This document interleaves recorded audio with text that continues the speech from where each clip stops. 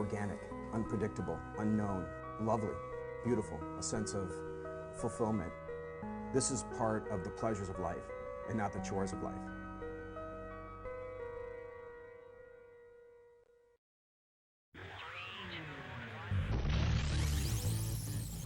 Coming up on Daily Iowan TV, Meal Ticket. We take a look at how some University of Iowa students recently got to eat on campus for free. And College Town Competition will tell you where Iowa City landed on a recent list of the best college towns. And in sports, Family Ties. We take a closer look at the Iowa wrestling program and their families. That's all coming your way next. Daily Iowan TV starts now. I'm Tom Brokaw. For more than 100 years now, the University of Iowa community has been waking up to the Daily Iowan. Today, it's the largest newsroom in eastern Iowa. And now you can see the news every night on Daily Iowan TV and get it anytime worldwide at dailyiowan.com.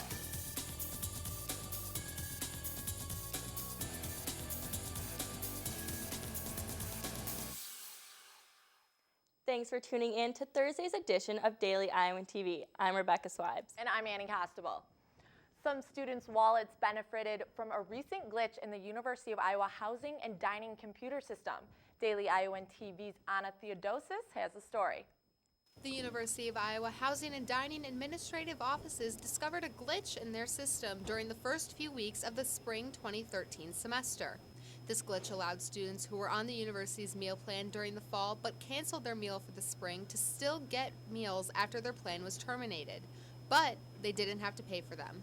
And with the swipe of a meal card, students were either knowingly or unknowingly getting a free meal. Students can get meals at locations like residence halls, the River Room Cafe in the Iowa Memorial Union, and the Campus Cafe in the main library. Each meal costs between $6 and $9 depending on if you swipe for breakfast, lunch, or dinner. UI Housing and Dining Director Von Staney said the glitch occurred when two computer systems failed to communicate. Our process is we have a computer system that we were able to cancel them from, but it has to communicate with our point of sale system, and somehow the interface between the two didn't work. And so in the spring semester, we found that students didn't have their meal plans canceled. Staney also said officials took the steps to fix the problem once they realized what was happening. We erred on the side of giving them, we felt the right thing to do was to not go back and try to charge them for meals they'd eaten, even though that some people, I think, were probably honest in the fact that they wanted to eat and didn't know any better, and so other people may have found out the system and used it to their advantage, and we decided to do the right thing, do the honorable thing, just say you start the meals when you actually sign up your meal plan and cancel the meals for those people who didn't want them anymore. Daily Iowan TV sent UI spokespeople a public records request asking how many students were affected and how much money was lost. But officials said there are no records to show these numbers. Anna Theodosis, Daily Iowan TV. University officials said they will be taking further precautions to be sure a mistake like this doesn't happen again.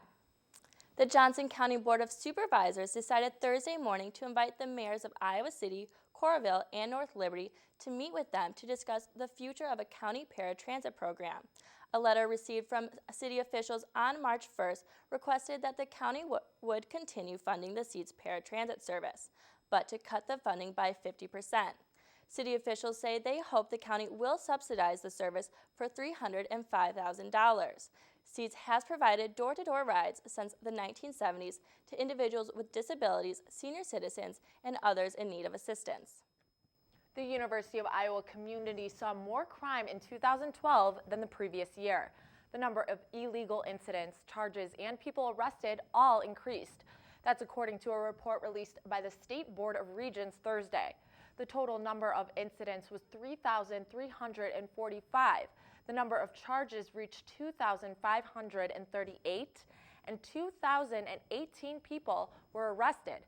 The University of Iowa's numbers were higher than both those of Iowa State University and the University of Northern Iowa. And on a lighter note, here at the University of Iowa, we all know that Iowa City is the best place to spend your college years, right? Well, we're not the only ones. According to a recent study by the American Institute for Economic Research, Iowa has been named the #4 best college town in the country for 2013. The study looks at each city's demographics and things like cost of living and number of residents with a college degree. However, Iowa City was beat by another Iowa town, Ames, which came in at number 2 on the list.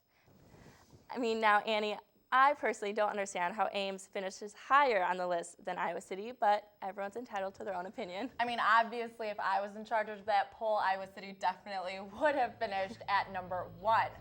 Now, still to come on Daily Iowan TV, we'll tell you why a U.S. Senator stood for more than 13 hours on Wednesday. And in sports, the latest from the Big Ten Women's Basketball Tournament. But first, let's go to our own Nick Safransky for a weekend forecast. And Nick, I hear we can start looking forward to some spring-like weather coming up. Is that true? Yeah, Annie. Well, starting Friday, we're going to see temperatures in the 40s for the first time in a while. Friday will be partly cloudy and starting out a bit chilly with a high of 21. But once we hit in the afternoon, the temperature will get up to 45 degrees. And Friday night's low is only 37 degrees.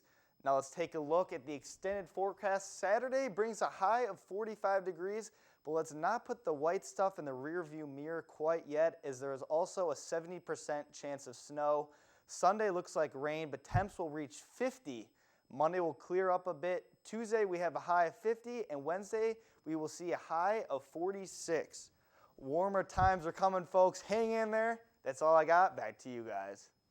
Thanks, Nick. And now let's take a look at what's happening outside of Iowa. Republican Senator Rand Paul took over the spotlight in the Senate on Wednesday. Paul stood and spoke for nearly 13 hours in opposition of President Obama's pick for the CIA director position, John Brennan. This filibuster tactic is used to delay legislative action. The senator wanted assurance that the U.S. would not use drones to target possible terrorists that were U.S. citizens. Paul ended the filibuster early Thursday morning, and despite the filibuster, Brennan was confirmed to lead the CIA on Thursday. United States officials captured the brother-in-law and spokesman for Osama bin Laden Thursday. He is expected to appear in U.S. federal court in New York on Friday to face terror charges. This case marks a victory for President Obama's administration, which has been trying to charge senior al-Qaeda suspects in American federal court. Well, I don't know if you've heard yet, Rebecca, but our own Hawkeye women's basketball team represented the Black and Gold faithful well today, getting a win in the first round of the Big Ten tournament. Daily Iowan TV Sports' Lauren Moss has all the details for us. Lauren? Hi guys, and welcome back to the Daily Iowan TV Sports Studio. The latest from the Big Ten Women's Basketball Tournament to come on later in the show, but we start tonight with an in-depth look ahead at the Iowa wrestling program before the Big Ten Championships this weekend. From our own Tessa Hirsch, Daily Iowan TV Sports is proud to present Family Ties. The Iowa wrestling program has had many families wrestle for them, including fathers and sons, uncles and nephews, and also sets of brothers. I first looked at senior Matt McDonough and his father, who wrestled at Iowa, and their relationship. I asked McDonough who his biggest supporter has been during his wrestling career.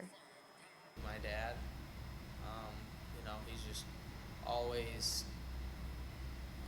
been behind me, nudging me forward without pushing too hard, but also he's encouraged me to enjoy the sport no matter what, and to do it for the right reasons, and that's something that really helped me to find the passion.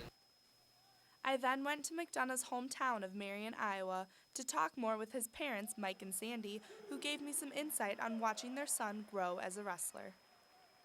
I think it's more like when you realize that, and I don't mean it in a bad way, but you're no longer relevant as a parent. It's that if I died tomorrow, he's going to be fine. Yeah. And so from there on, the rest of life is gravy. Well, these guys, the dads, this is very common, they start those kids when they're like 4 or 5 years old, and you're with them till they're in high school, and then you let them go, and it's very difficult to let go. Another Iowa senior, Mark Ballweg, started wrestling with his 2 brothers when they were in elementary school, and all have wrestled here at Iowa. Being on the same team with my brothers in college was a good experience. It was good to have someone there with you every day, going to practice, eating healthy, going through what you're going through, but on the other side, you feel their ups and downs too. I then talked to the Brands brothers and asked them what it was like wrestling with and against their sibling. I think competitive led to helpful. We helped each other, we were loyal to each other, but when it was against each other, very competitive. One of the probably few relationships that I've seen where there was no dominant brother, even the twins. You know, twins are even, but there's always one twin that's a little more dominant. And in our case, you fought for every inch of real estate in everything. You grab onto a steering wheel, you're trying to pull it over the right lane, and the person in the driver's seat is trying to keep it in the left lane. Wrestling him, that's how I would describe it. It's a funny, spongy, solid, rock solid feeling that's hard to get your hand. You know, you think you got something, and all of a sudden, you know, you don't. And at the same time, he's the strongest competitor I've ever wrestled, but at the same time, he's also the slipperiest.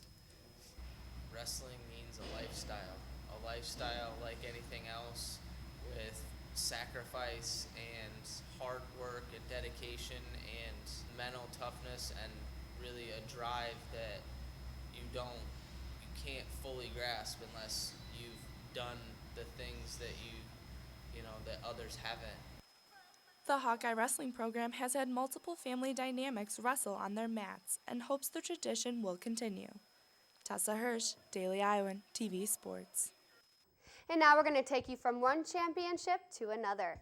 Bluder's bunch moving on at the Big Ten Women's Basketball Tournament, led by 18-point performances from seniors Morgan Johnson and Jamie Printy. The Lady Hawks will play into the weekend and most likely secure themselves in an NCAA tournament bid. The ladies will face the Cornhuskers of Nebraska tomorrow.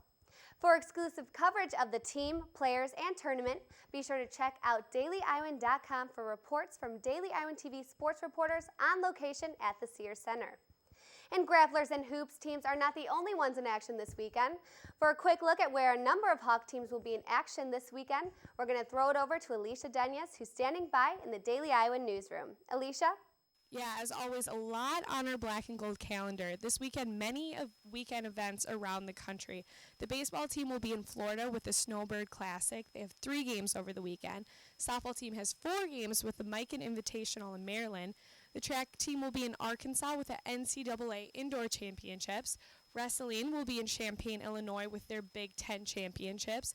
The women's basketball team has their Big Ten tournament starting today in the suburbs of Chicago. Goes all the way to Sunday.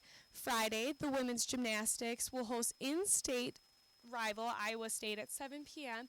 right here in Iowa City at the Field House. And last but not least, Saturday, the men's basketball team has their rematch versus Nebraska at Carver Hawkeye Arena at 1:20 p.m. This is a big one. It's their senior night, and they need this win to go 500 in the Big Ten. That's all I have for you. Back to you in the studio. Thanks for that, Alicia. And well, that's going to do it for us in the Daily Iowan TV Sports Studio. Back to you guys at the desk. Thanks, Lauren. If you're looking for something fun to do this weekend, there's a new play on campus. The University of Iowa presents their new production titled A Dream Play, which begins Thursday evening. The play's more modern version about a god named Agnes traveling around the globe to explain human hardships while meeting over 60 characters along the way. A Dream Play will show at 8 p.m. Thursday through Saturday and March 13th through the 16th at the Thayer Theater. Tickets are $5 for UI students and $17 for non-students. And with Daily Iowan TV, you get an exclusive look into Friday's pages of the Daily Iowan. Read about how the federal sequestration is affecting Iowa's economy. Also find out why numbers of teen driving fatalities are rising locally and across the nation. That's your latest edition of Daily Iowan TV. Check us out anytime online at dailyiowan.com. Thanks for watching. Have a great weekend.